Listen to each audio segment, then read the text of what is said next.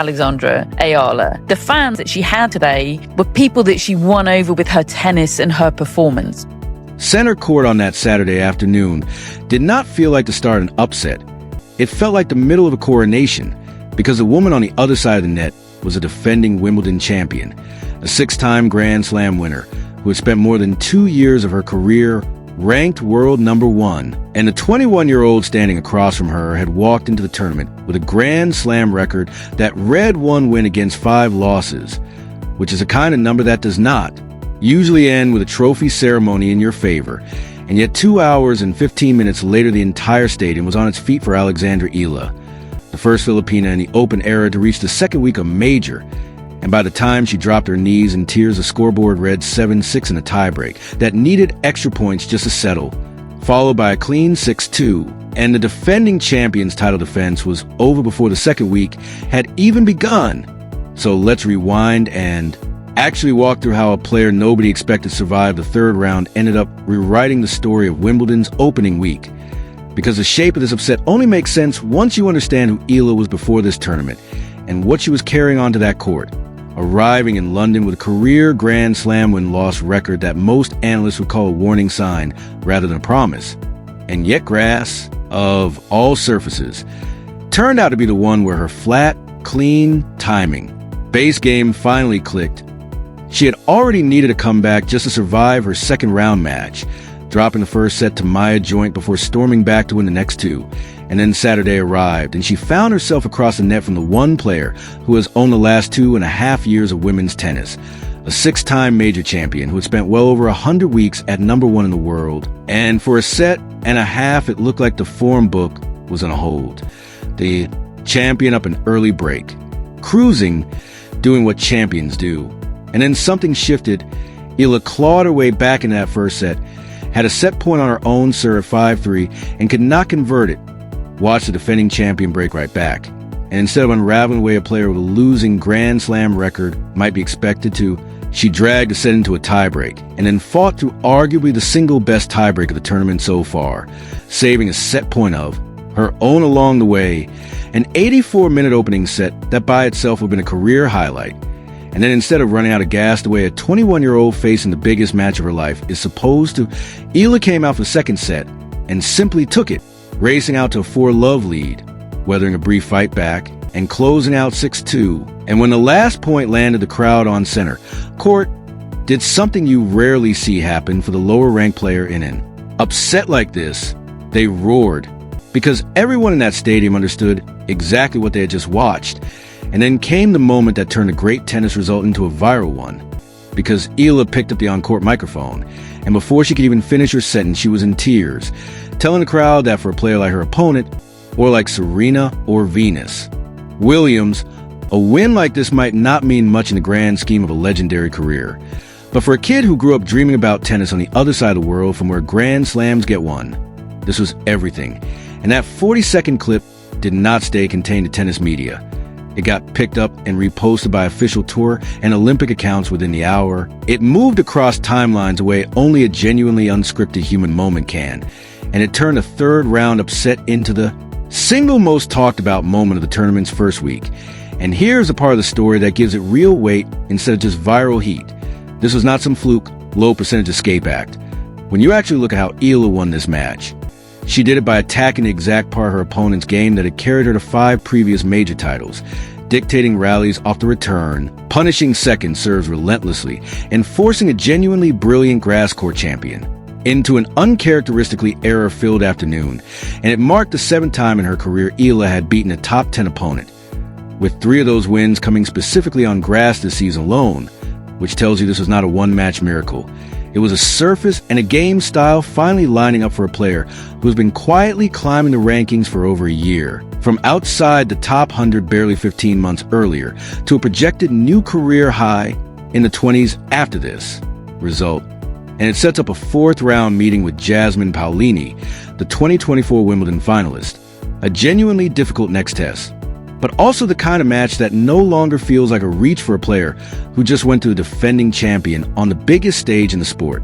Now, while all that was unfolding on center court, there was another storyline building on a completely separate part of the draw because the tournament's other headline name, world number 1, Aryna Sabalenka, was working her way through her own matches that same week, still chasing the one major title that has eluded her, having reached the Wimbledon semifinals 3 separate times without ever getting over the final hurdle.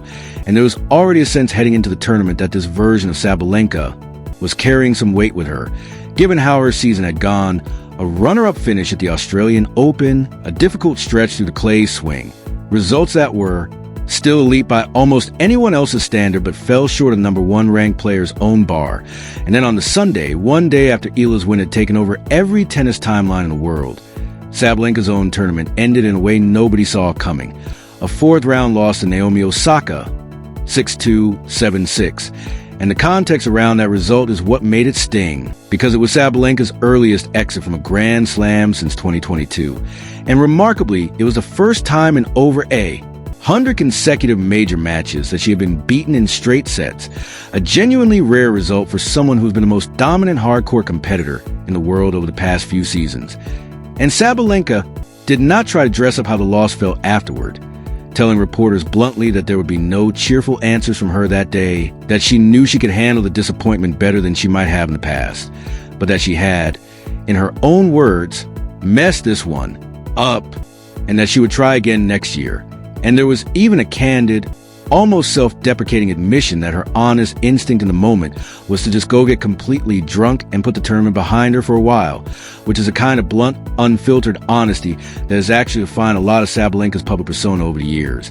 She has never been a player who hides behind coach speak, and even in a tough moment, that honesty came through.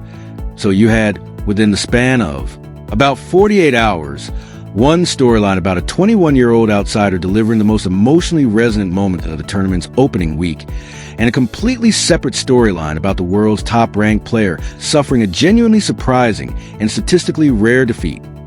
2 stories that happen to land on top of each other on the calendar without actually being connected on the court, because these are different players in different parts of the draw who did not face each other.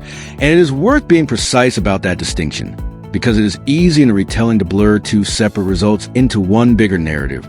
But keeping them straight actually makes both stories more interesting on their own terms, because what Eala did was pull off one of the genuine outright upsets of this Wimbledon, taking down a 5-time major champion using the exact precise baseline game that had been quietly written off by scouts as a limitation. And what Sabalenka went through was a reminder that even the most dominant player in the world can run into a version of an opponent, in this case a 4-time Grand Slam champion in Osaka, who has beaten her before and clearly had her game read that day, that simply has her number on a given afternoon.